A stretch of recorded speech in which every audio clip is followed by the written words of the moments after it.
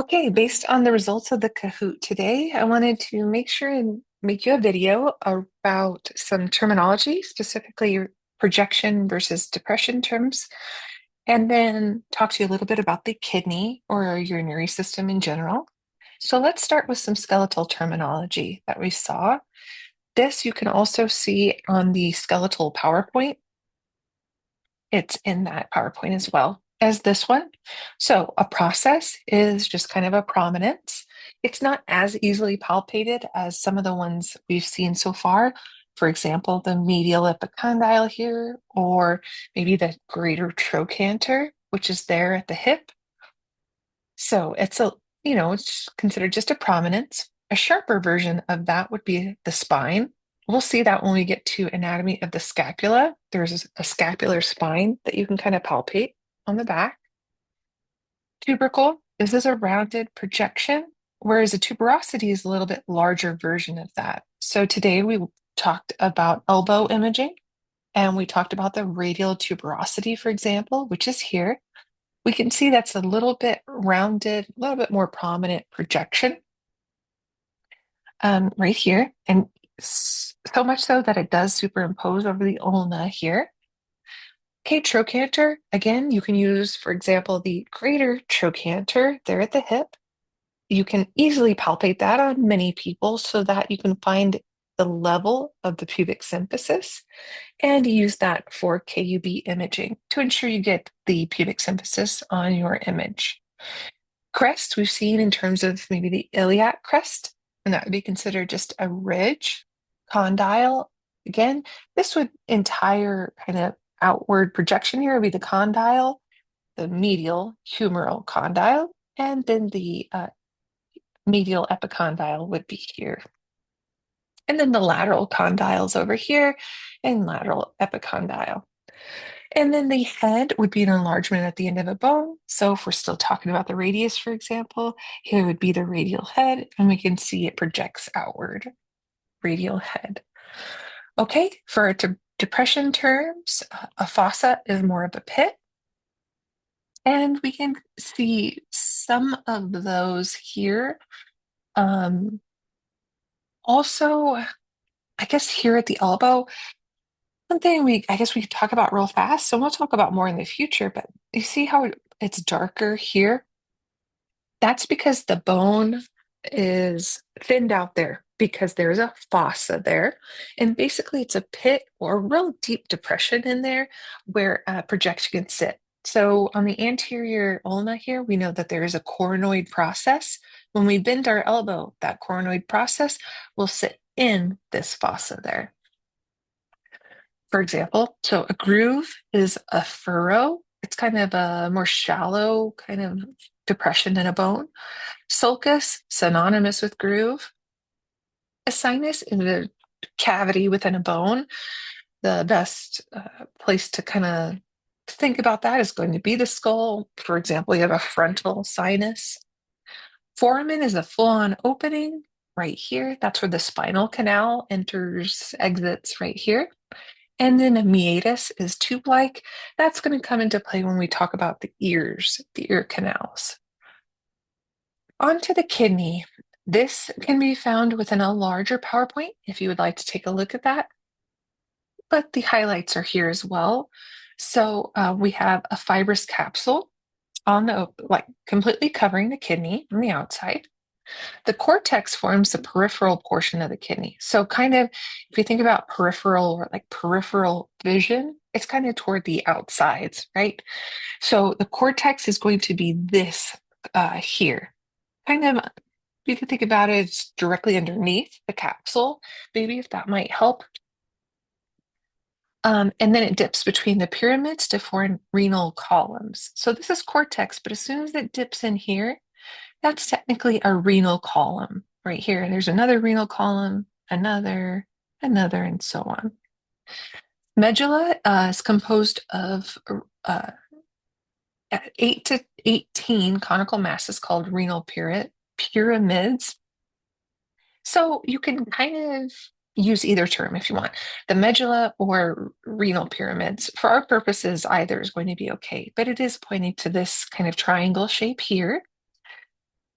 The renal pyramids are primarily a collection of tubules, and the renal papilla drain into minor calyces. So the papilla are here at the bottom, or just kind of that, point of the triangle, the inverted triangle there, and they go into the minor calyces. So here's a minor calyce, here, here, and so on. These are the minor. Those feed into major calyces. Here, major calyce kind of be, here's another major calyce there. And then eventually all of those are going to drain into the renal pelvis and then straight on down the ureter. Okay, now the nephron is the actual functional portion of the kidney. So it's what the part of the kidney that's really doing all the work. Much of our kidney is purely just kind of, and I won't want to say inactive, but it's not doing a whole lot more than collecting fluid that's drips down through the ureter so that we can release through the bladder or the urethra of the bladder. The nephron, on the other hand, is doing a lot of the work. So it has, sorry, let me move this picture. Just a collection of kind of renal arteries, veins into the glomerulus, and then we have the nephron itself. But it's the structural and functional unit of the kidney. It's called the nephron. Usually about 1 million per kidney.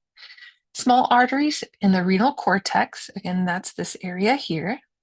You can see it's trying to draw the little blood vessels we're kind of looking at now. Those small arteries form tiny capillary tufts called glomeruli, and that's going to be right here. So think of it as a little collection, little ball of collected small arteries there, through which blood is filtered. So arterioles supply blood to the glomeruli, and others take them away. But each of those glomeruli are surrounded by a Bowman capsule, what we can see here, and then we're going to have a transfer here. We've got blood, and we're trying to filter the blood, basically. The glomerular filtrate, which is water, glucose, salts, and urea, travels from that capsule to the proximal convoluted tube, and so on until we can finally collect it all. There are minor and major calyces, and then let it go through the ureter so we can eventually expel it. So from here, just make sure you, like the most important takeaways from this slide are going to be that the structural and functional unit of the kidney is the nephron. Remember that term. And that the glomeruli here are going to be like that major portion of the system, the whole nephron here that takes us from blood to more of a filtrate here, the filtrate. And then that's, what we eliminate from the body. Okay, ureters, slow peristaltic waves and gravity kind of force the urine from the kidney to the bladder. Let's see here. The renal pelvis leaves each kidney at the hilum. So just like the lungs had a hilum or a hilar region where like the bronchi enter exit, we have vessels entering and exiting there. Same thing kind of idea with the kidneys. They have these hilar regions where things enter and exit through. And let's see here. Don't need to necessarily worry about the constricted points, but let's make this a little bit larger so we can see. Now, this is following an injection of contrast on a patient. So through an IV, this is not contrast that we drink. So they've been injected with contrast, and what we're doing is we are literally seeing the function of the kidney as it filters that contrast from the blood into the urine until the body finally gets rid of it. So we are taking a still image, yes, but it's kind of just like a phase of the kidney. We are actually seeing physiology, maybe just in one specific part of the physiology, but we can see it. So, for example, we can see that if there was no contrast running through this ureter right here, we would know there might be an issue with the kidney. Something's not happening, something's blocking it, maybe. from going down that ureter so we can do further testing. Likewise, if one kidney didn't highlight at all, maybe, but the other was and was seemed to be processing that contrast well enough, there might be an issue with the kidney. In fact, these kidneys don't look quite symmetrical. This one looks a little more normal. We see the highlight of the kidney. It's going through the cortex. It's being filtered, right? It's going into the minor calyces, major, and so on. This one looks a little bit different. Could be twisted, or we could be looking at pathology. But eventually, they are both, the contrast is getting down into the bladder from both sides. All right. And then my last slide here is the bladder itself. There's an area called the trigone. It's the inner posterior surface formed by an entrance of the two ureters, right?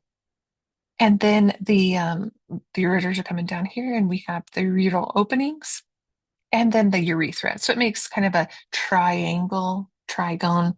That's just an area, kind of, two ureters, urethra kind of makes a triangle. The bladder also has some rugae in it, much like the stomach. And that's about it. Hopefully that helps. And I will put this PowerPoint up.